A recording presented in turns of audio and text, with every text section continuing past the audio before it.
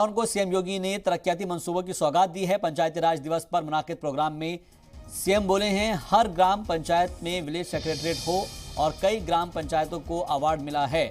आज तरक्की के काम के लिए पैसे की कमी नहीं है, ये सीएम योगी ने अपने खिताब में कहा है।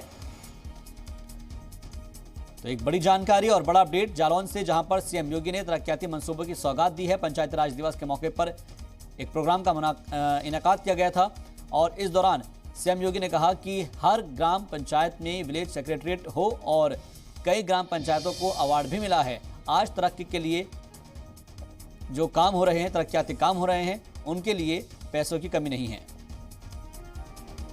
आजादी के अमृत महोत्सव के अवसर पर एक हम आजादी का जो अमृत सरोवर है, अमृत सरोवर के निर्माण के कार्यक्रम को भी यहां पर संपन्न करेंगे।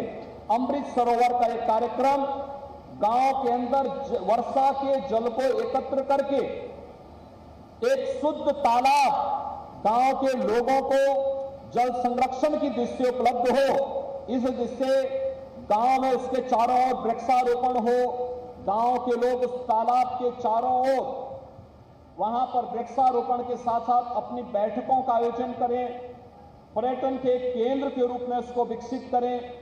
गणतंत्र दिवस के अवसर पर, स्वतंत्रता दिवस के अवसर पर उस तालाब के किनारे गांव के लोग एकत्र होकर के हम वहां पर अपने राष्ट्रीय पर्व को वहां पर आयोजित करें।